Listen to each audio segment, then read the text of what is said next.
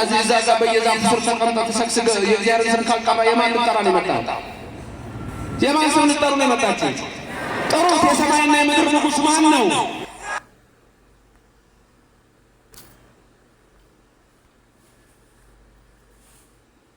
በለዓም ነው የዘረጋው። የዓለም ነገሥታት ናቡከደነፆር ነው የዘረጋው። ማን ነው የዘረጋው?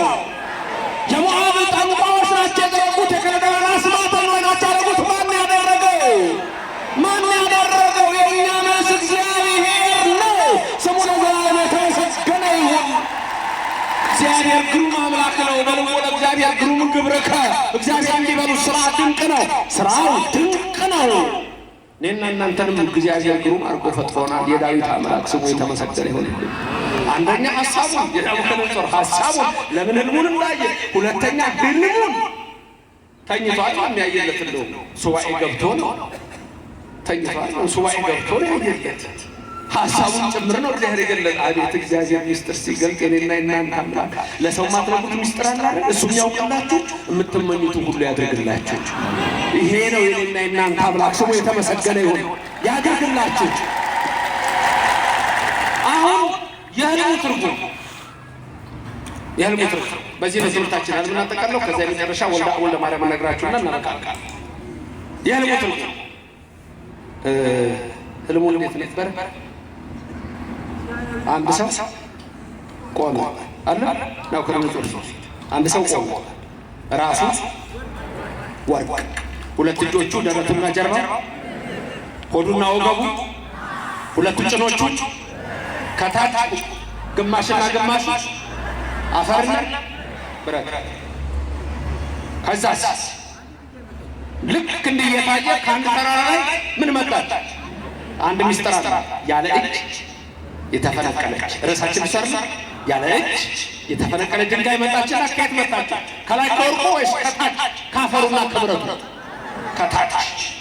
ከዛስ ሁሉም ምን ሆነ? ከታች ሲመጣ መሰረቱ ቆል ምሰሶ ሁሉም አንድ የሆነ ወረረ። ከዛ መጣ ነፋስ ንፍስ ከታች ቦታው የቆመበት አልታወቀም። ትርጉሙ ይሄ ነው። ንጉሡ ናቡከደነፆር ያየኸው ምስል አንተን ያይህ ነበረ፣ አንተም እሱን ሳይ ነበረ። እኔ አንተን ነኝ፣ አንተ እኔን ነህ ሲልህ ነው። ርዕሱ ዘወርቅ የተባልክ አንተ ነህ። ወርቅ የተባልክ የህልሙን ትርጉም እየሰማችሁ ነው። መንፈስ ቅዱስ በአናንያ በአዛርያ በሚሳኤል አደረ። በእናንተም ይደር፣ በእኔም በባሪያው ይደር።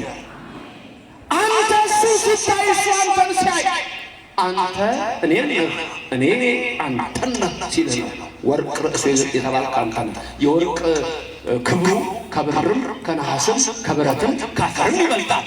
አንተ ከሁሉም ነገሥታት ታበልጣለህ። ከኔ በኋላ ማን ነው የሚመጣው ብለህ የለም። ሁለተኛው ንጉሥ ሁለት እጆቹ እንደገና ደግሞ ደረቱና ጀርባው የብር የሆነው ንጉሥ ዳርዮስ ነው። የወርቅ ክብር ከብር እንደሚበልጥ የብር ክብር ከወርቅ እንደሚያንስ ዳርዮስ ንጉሥ ካንተ ያንሳል። የሜዶኑ ንጉሥ ነው ቀጥሎ የነገሰው። ናቡከደነፆር የባቢሎን መንግስቱ የባቢሎን ኪንግደም ባቢሎኒያን ኪንግደም ይባላል። የባቢሎኒያን ኪንግደም ሲያበቃ ከዛ ቀጥሎ የመጣው የሜዶኒያን ኪንግደም የሜዶኑ ንጉሥ ደግሞ ዳርዮስ በብር የተረሰሰ ሆዱና ወገቡ የምንድን ነው? ቀጥሎ ያለው ሶስተኛ ንጉሥ ነው። እሱ ደግሞ የነሐስ ሶስተኛው ንጉሥ ደግሞ የፐርሺያ ኪንግደም ነው። ሂስትሪ ተማሪዎች ካላችሁ አሁን ማውራው ነገር ይገባችኋል። የፐርሺያን ኪንግደም ከሜዶኑ ቀጥሎ ነው የመጣው። እሱ ደግሞ ንጉሡ ቂሮስ ነው። በሱ ጊዜ በእስራኤላውያን ከባቢሎን ወጥተው ወደ ኢየሩሳሌም ሀገራቸው ይገባል። ቂሮስ ነው። ነሐስ ድምፁ ከሩቅ